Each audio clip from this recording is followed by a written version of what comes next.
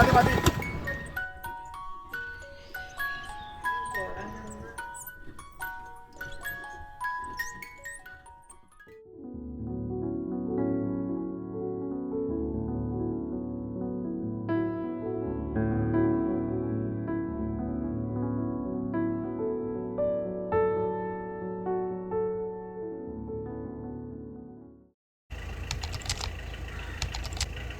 ഇന്ന് ഞാൻ നിങ്ങളെ കൂട്ടിക്കൊണ്ട് പോകുന്നത് എൻ്റെ ഒരു പിടി നല്ല ഓർമ്മകളുള്ള എൻ്റെ അമ്മ വീട്ടിലേക്കാണ്. ആദ്യം തന്നെ പറയട്ടെ, വിചാരിച്ച സമയത്തിൽ നിന്നും വൈകിയാണ് ഞങ്ങൾ ഇറങ്ങിയിട്ടുണ്ടായിരുന്നത്. പിന്നെ വീട്ടിൽ പോയി ഉണ്ണിച്ചേട്ടനെ അച്ഛനെയും കൂട്ടി വന്നപ്പോഴത്തേക്കും വീണ്ടും ഞങ്ങൾ കുറച്ച് നേരം കൂടെ വൈകി. കുറച്ച് ദിവസമായിട്ട് അമ്മ അമ്മയുടെ വീട്ടിലാണ് കേട്ടോ. ഞങ്ങളപ്പോൾ അമ്മയുടെ അടുത്തേക്ക് പോവുകയാണ്.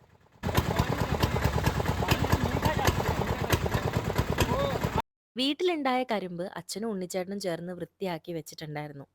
ഈ കരിമ്പ് കണ്ടപ്പോൾ തന്നെ ആ ചേട്ടന് ഒരു സന്തോഷമായിരുന്നു. ഇത് നല്ല നീരുള്ളതും നല്ല മധുരമുള്ള കരിമ്പാണെന്നാണ് അദ്ദേഹം പറഞ്ഞത്. അങ്ങനെ ആ ചേട്ടന് ഒരു ഗ്ലാസ് കരിമ്പും ജ്യൂസും കൊടുത്ത് ഞങ്ങൾ അവിടുന്ന് വീണ്ടും യാത്ര തിരിച്ചു. ഒരു 1:30 കഴിഞ്ഞപ്പോഴത്തേക്കും ഞങ്ങൾ അങ്ങനെ ഓച്ചിറ എത്തി.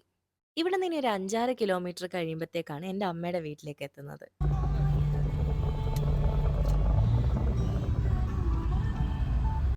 ഓച്ചിറയിൽ നിന്ന് ഞങ്ങൾ കുറച്ച് സാധനങ്ങളൊക്കെ വാങ്ങിച്ചിട്ട് അമ്മയുടെ വീട്ടിലേക്ക് നേരെ പോവുകയാണ്. പണ്ട് സ്കൂൾ അവധിക്കൊക്കെ അമ്മ വീട്ടിൽ വരുമ്പോൾ ഞങ്ങൾ ഈ ഓച്ചിറയിൽ ബസ് ഇറങ്ങിയിട്ട് അവിടെ നിന്നായിരുന്നങ്ങ് ബസ്സിലാണ് വീട്ടിലേക്ക് പോകുന്നത്. അതുകൊണ്ട് തന്നെ ഇവിടുത്തെ കടകളുടെ ഓരോ പേരുകളൊക്കെ കാണുമ്പോൾ ഒരു പ്രത്യേക ഫീലാ തോന്നുന്നത്. അങ്ങനെ ദാ നമ്മൾ അമ്മയുടെ വീട്ടിലെത്തി. ഞങ്ങൾക്കുള്ള ഊണൊക്കെ തയ്യാറാക്കി ഞങ്ങളുടെ അമ്മച്ചി ഇവിടെ ഞങ്ങൾക്ക് വേണ്ടി കാത്തിരിക്കുകയായിരുന്നു. പക്ഷെ ഞാൻ ഊണിന്റെ ഫോട്ടോവും വീഡിയോ ഒക്കെ എടുക്കാൻ മറന്നു പോയിട്ടുണ്ടായിരുന്നു. ബൈ ദ ബൈ, അമ്മ ഒരാഴ്ചയായിട്ട് അമ്മയുടെ വീട്ടിൽ വന്നേക്കുന്നത് അമ്മയ്ക്ക് കാലുവേദനയായിട്ട് ഒരു ആയുർവേദ ട്രീറ്റ്മെന്റ് എടുക്കണമായിരുന്നു. ഒരുപക്ഷെ അമ്മയുടെ ലൈഫിലെ ഏറ്റവും സന്തോഷമുള്ള ഒരാഴ്ച ഈ ആഴ്ചയായിരുന്നിട്ടുണ്ടാവാം. എത്രയൊക്കെ ഭർത്താവും മക്കളും എന്നൊക്കെ പറഞ്ഞാലും സ്വന്തം വീടും സ്വന്തം അച്ഛൻ്റെ അമ്മയുടെയും കൂടെ നിൽക്കുന്ന ഒരു ഫീല് വേറെ തന്നെ ആയിരിക്കുമല്ലോ. ഇത് ഞങ്ങളുടെ മുത്തശ്ശി, അതായത് എൻ്റെ അമ്മയുടെ അമ്മൂമ്മയാണ്. ഞാനൊരു 2-ലോ 3-ലോ പഠിക്കുന്ന സമയത്താണ് മുത്തശ്ശി മരിക്കുന്നത്. എന്നാലും ഷർട്ട് ഇടാതെ നടക്കുന്നത്. ഇപ്പൊ ഈ എന്തോ ഒരു സ്റ്റൈലാന്ന് ഈ ഉടുപ്പിടാതെ നടക്കുന്നത്. ഉടുപ്പില്ലാത്തല്ലോ. ദാ ഷർട്ടിടാതെ ആ ഇരിക്കുന്ന ഷാറൂഖ് ഖാനെ പോലെ ഇരിക്കുന്ന വ്യക്തി ഉണ്ടല്ലോ, അതാണ് കെ ധർമാങ്കതൻ, എൻ്റെ അമ്മയുടെ അച്ഛൻ. അങ്ങനെ നമ്മുടെ ചായ കൂടി സമയത്തിരിക്കുകയാണ്. ചായക്കുള്ള കടികളൊക്കെ സ്പോൺസർ ചെയ്തിരിക്കുന്നത് ചിറ്റപ്പയാണ്. ചിറ്റപ്പ എന്ന് പറയുന്നത് എൻ്റെ അമ്മയുടെ അനിയത്തി, അതായത് എൻ്റെ കുഞ്ഞമ്മയുടെ ഹസ്ബൻഡാണ്. കുഞ്ഞമ്മയും ചിറ്റപ്പനും ഒക്കെ താമസിക്കുന്നത് ഈ വീടിന് തൊട്ടടുത്തായിട്ടുള്ള വീട്ടിൽ തന്നെയാണ്. 10-13 വർഷമായിട്ട് മലപ്പുറത്തായിരുന്നു കുഞ്ഞമ്മ ജോലി ചെയ്തുകൊണ്ടിരുന്നത്. ഇപ്പൊ ഈ കഴിഞ്ഞ വർഷമാണ് ആൾക്ക് കരുനാഗപ്പള്ളിയിലേക്ക് ട്രാൻസ്ഫർ കിട്ടിയത്. ദാ ഇരുന്ന് കഥ പറഞ്ഞുകൊണ്ടിരിക്കുന്നതാണ് ഞങ്ങളുടെ തത്ത കുഞ്ഞമ്മ. ചായ കുടിയൊക്കെ കഴിഞ്ഞിട്ട് അങ്ങനെ അപ്പാപ്പൻ മെല്ലെ സൈക്കിളിൽ ഒരു സോഷ്യൽ റീചാർജിന് വേണ്ടിയിട്ട് ഫ്രണ്ട്സിനെയൊക്കെ കാണാൻ വേണ്ടിയിട്ട് പോവുകയാണ്. പണ്ടൊക്കെ ഞങ്ങളിവിടെ വേനലവധിക്ക് വരുമ്പോൾ ഇവിടുത്തെ മാവെല്ലാം പൂത്ത് ചാമ്പയ്ക്കയും ചെമ്പോട്ടിക്കയും ഫാഷൻ ഫ്രൂട്ടും കശുമാങ്ങയും അമ്പഴങ്ങയും അങ്ങനെ പല വിധമായിട്ടുള്ള കുറേ ഫ്രൂട്ട്സ് ഒക്കെ ഇവിടെ ഉണ്ടാകും. ഇനി ആഞ്ഞിലിച്ചക്കയുടെ സീസൺ ആണെന്നുണ്ടെങ്കിൽ ആഞ്ഞിലിച്ചക്കയെല്ലാം ചാക്കിൻ്റെ അകത്ത് കെട്ടി വിറകുപുരയിൽ പഴുക്കാനായിട്ട് വെച്ചിട്ടുണ്ടാവും. ഇതൊന്നും പോരാഞ്ഞിട്ട് ഞങ്ങൾക്ക് വേണ്ടി അപ്പാപ്പനും അമ്മച്ചിയും ഒരുമിച്ച് ഉണ്ടാക്കി വെച്ച കുറേ പലഹാരങ്ങളും ഉണ്ടാവും. പറയാനാണെങ്കിൽ തീരാത്ത അത്രയും നല്ല ഓർമ്മകളുണ്ട് ഇവിടെ. എന്നാ നമുക്കിനി ഷോപ്പിങ്ങിന് പോയാലോ? അതിരിക്കട്ടെ. ഞാനും അച്ഛനും ഉണ്ണിച്ചേട്ടനും ഏട്ടനും അമ്മച്ചിയും കൂടെ അങ്ങനെ ഓച്ചിറയിൽ നമ്മുടെ ലാംസി ഹൈപ്പർ മാർക്കറ്റിൽ ഷോപ്പിങ്ങിന് പോവുകയാണ്. ഓച്ചിറയിൽ ലാംസി വന്ന കാലം മുതലേ അമ്മച്ചി ഇവിടുത്തെ സ്ഥിരം ഒരു കസ്റ്റമറാണ്. ഇന്ന് അമ്മച്ചിയുടെ കൂടെ ലാംസിയിൽ വന്നപ്പോൾ ശരിക്കും പറഞ്ഞാൽ പണ്ട് ഞങ്ങൾ ഓട്ടോയിൽ ഇവിടെ ലാംസിയിൽ വരുന്ന കുറേ കാര്യങ്ങളാണ് ഓർമ്മ വന്നത്. എൻ്റെ ഓർമ്മ ശരിയാണെങ്കിൽ പണ്ട് ലാംസിയിൽ തുണികളും അതുപോലെ ഐസ്ക്രീം പാർലറും ചെറിയൊരു ബേക്കറി ഏരിയയും ടോയ് സെക്ഷനും ഒക്കെ ഉണ്ടായിരുന്നു. മാമനും ആൻറ്റി നാട്ടിലുള്ള സമയത്തും ഞങ്ങളെ കുട്ടികളെ ഇവിടെ ഷോപ്പിങ്ങിനൊക്കെ കൊണ്ടുവരുന്നൊരു ഓർമ്മയുണ്ട്. ഇപ്പം എന്തായാലും ലാംസിയിൽ അതൊന്നും കാണുന്നില്ല കേട്ടോ. ലാംസിയുടെ ഓപ്പോസിറ്റ് തന്നെയാണ് നമ്മുടെ ഓച്ചിറ പരബ്രഹ്മ ക്ഷേത്രം. എന്തായാലും ഇവിടെ വരെ വന്നതല്ലേ, അപ്പൊ ഇവിടെയും കൂടെ ഒന്ന് കയറാന്ന് കരുതി. രോഗി ഇച്ഛിച്ചതും വൈദ്യൻ കൽപ്പിച്ചതും പാലെന്ന് കേട്ടിട്ടില്ലേ? അതുപോലെയാണെന്ന് തോന്നുന്നു. അമ്മയ്ക്ക് ട്രീറ്റ്മെന്റിന് വന്ന സമയം ആക്ച്വലി അമ്മയുടെ നാട്ടില് അമ്പലത്തിൽ ഉത്സവം നടക്കുന്ന സമയമാണ്. സോ ഇവിടെ ഓച്ചിറയിൽ തൊഴുതതിന് ശേഷം ഞങ്ങൾ നേരെ അങ്ങോട്ടേക്ക് ചെല്ലാന്നാണ് പറഞ്ഞേക്കുന്നത്. ഓച്ചിറ അമ്പലത്തിനെ കുറിച്ച് മേ ബി നിങ്ങളും ഒക്കെ കേട്ടിട്ടുണ്ടാവണം. വൃശ്ചിക മാസത്തിലാണ് ഇവിടെ ഏറ്റവും വിശേഷമുള്ളൊരു സമയം.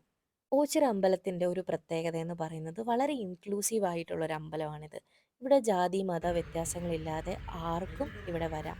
അതുപോലെ അമ്പലത്തിൻ്റെ ഉള്ളിലല്ല, ശരിക്കും ആൽത്തറയിലാണ് ഇവിടെ ദൈവം ഇരിക്കുന്നത്. അങ്ങനെ പറയുന്ന ഒരു പാട്ട് തന്നെ ഉണ്ട്. നിങ്ങളും മേ ബി കേട്ടിട്ടുണ്ടാവും. എന്തായാലും പാടി ഞാനത് കുളവാക്കുന്നില്ല. സർപ്പദോഷങ്ങളൊക്കെയാണ് കുടുംബദോഷങ്ങളൊക്കെയാണമേ സന്തതി സർപ്പശാപങ്ങളൊക്കെയാണ് മനുഷ്യബന്ധനങ്ങളൊക്കെയാണമേ സന്തതി. ഓച്ചിറ അമ്പലത്തിൽ പണ്ട് മുതലേ ഞാൻ കണ്ടിട്ടുള്ള ഒരു സംഭവമാണ് ഈ രൂപങ്ങൾ, അതായത് ആൾ രൂപം, കയ്യ്, കാല് എന്നിങ്ങനെയൊക്കെ വെച്ച് നമുക്ക് പ്രാർത്ഥിക്കാൻ പറ്റും. 2020 ഞാൻ ആദ്യമായിട്ട് അങ്ങനെ ഒരു കാര്യം പ്രാർത്ഥിച്ചു. മരുന്നാണോ മന്ത്രമാണോ പ്രാർത്ഥനയാണോ ഇനി മറ്റെന്തെങ്കിലും ആണോ എന്നറിയില്ല. എന്തായാലും കാര്യം സാധിച്ചിട്ടുണ്ട്. അപ്പം നമുക്കെന്തായാലും ഇനി ഞാൻ നേരത്തെ പറഞ്ഞ ഉത്സവം നടക്കുന്ന അമ്പലത്തിലേക്ക് പോവാം. അമ്പലത്തിൽ എത്തിയപ്പോൾ മുതൽ അമ്മയുടെ ബന്ധുക്കളെയും പരിചയക്കാരെയൊക്കെ ആയിട്ട് ഒരുപാട് പേരെ കണ്ടിരുന്നു. ദാ ഇതാണ് കുഞ്ഞൻ. ഇവൻ ജനിച്ചിട്ട് ഇവനെ ആദ്യമായിട്ടാണ് ഞങ്ങൾ കാണുന്നത്. എന്ന സർപ്രൈസിംഗ്ലി അവൻ ഞങ്ങളോടെല്ലാം പെട്ടെന്ന് ഇണങ്ങുന്നുണ്ടായിരുന്നു. ഇനി ഇതാരാണെന്ന് ചോദിച്ചാൽ എൻ്റെ ഗ്രാൻഡ് ഫാദറിൻ്റെ ചേട്ടൻ്റെ പേരക്കുട്ടിയുടെ മകനാണ്. ഹോ! പറയുമ്പോൾ ഇറ്റ്സ് വെരി കോംപ്ലിക്കേറ്റഡ്.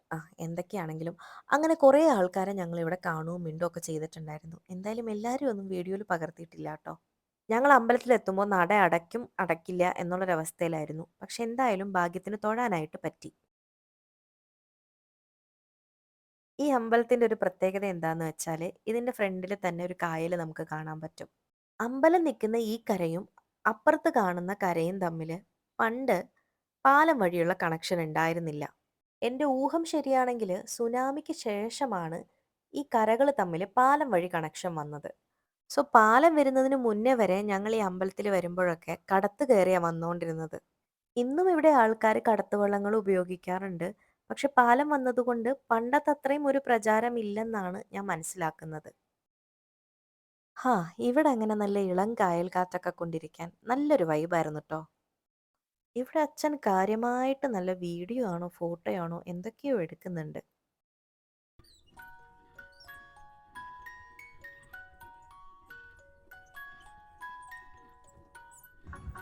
ലൈറ്റ് അടിച്ചോളൂ ചേട്ടാ.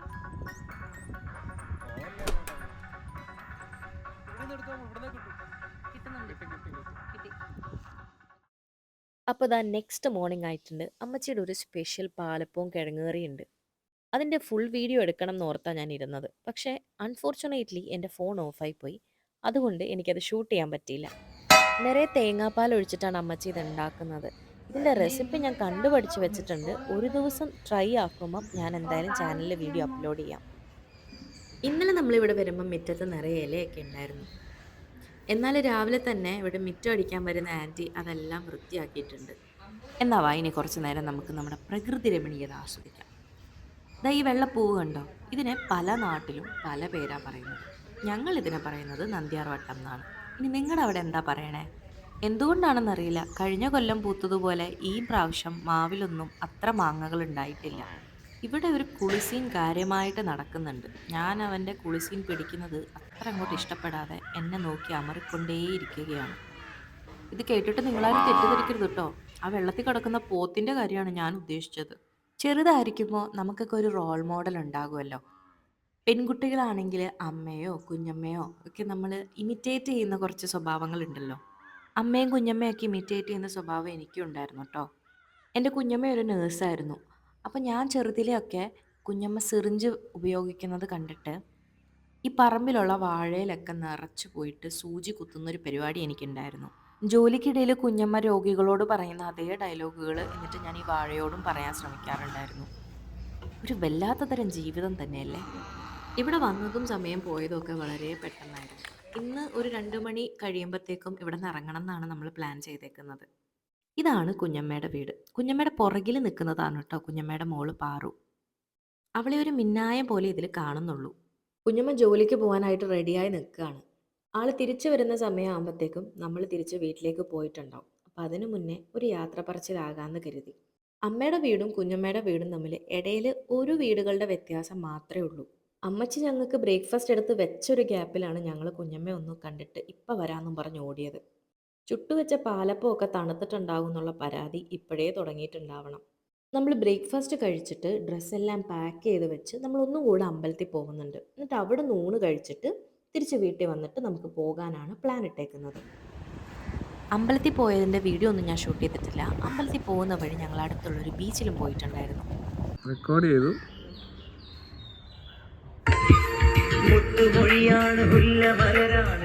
ഞങ്ങൾ ജസ്റ്റ് ഒരു ഫണ്ണിന് വേണ്ടി കുറച്ച് ഡാൻസ് സ്റ്റെപ്പ് ഇട്ടതാണ്. അത് നിങ്ങൾ കാര്യമാക്കണ്ട. ഇപ്പം നമ്മൾ എത്തിയിരിക്കുന്നത് അമ്മയുടെ ഏറ്റവും അടുത്തൊരു സുഹൃത്താണ് ഷീബാൻഡി. ഷീബാൻഡിയുടെ വീട്ടിലാണ് ഞങ്ങളിപ്പോൾ എത്തിയേക്കുന്നത്. നമ്മുടെയൊക്കെ അമ്മമാരുടെ ഫ്രണ്ട് സർക്കിളിൽ ഉണ്ടാവുന്ന നമുക്കൊരു ഫേവറേറ്റ് ഒരു ആൻറ്റി ഉണ്ടാവില്ലേ, അതുപോലത്തെ ഒരു ആൻറ്റിയാണ് ഷീബാൻഡി എന്ന് പറയുന്നത്. അതുകൊണ്ട് തന്നെ ആൻറ്റിയുടെ വീട്ടിൽ പോകുമ്പോൾ നമുക്കൊരു പ്രത്യേക സന്തോഷമാണ് തോന്നാറ്. ഏട്ടൻ എങ്ങനെ വീണ് കഴിഞ്ഞാൽ ഞാൻ ഈ വീഡിയോ യൂട്യൂബിലിട്ട് വൈറലാവും. അങ്ങനെ എന്നെ വൈറലാവാൻ ഏട്ടൻ അനുവദിച്ചില്ല.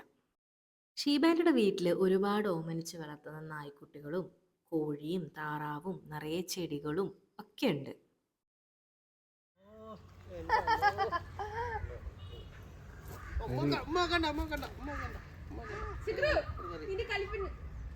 രാവിലെ അഴിച്ചു വിടുമ്പോ ഇത്തവണ ഇവിടെ വന്നപ്പോൾ കൊച്ചുപാറുവിനെയും കാണാൻ പറ്റി. കൊച്ചുപാറു എന്ന് പറഞ്ഞാൽ ആൻറ്റിയുടെ മോളാണേ. കുറച്ചു നേരം വർത്താനമൊക്കെ പറഞ്ഞ് ആൻറ്റി തന്ന ചെടിയൊക്കെ ആയിട്ട് ഞങ്ങൾ അങ്ങനെ ഇറങ്ങുകയാണ്. ഇവിടെ വന്നിട്ട് പോകുമ്പോൾ എപ്പോഴൊക്കെ യാത്ര പറഞ്ഞാലും ആൻറ്റിയുടെ കണ്ണ് നിറയാറുണ്ട്. അത് ഇത്തവണയും അങ്ങനെ തന്നെയായിരുന്നു.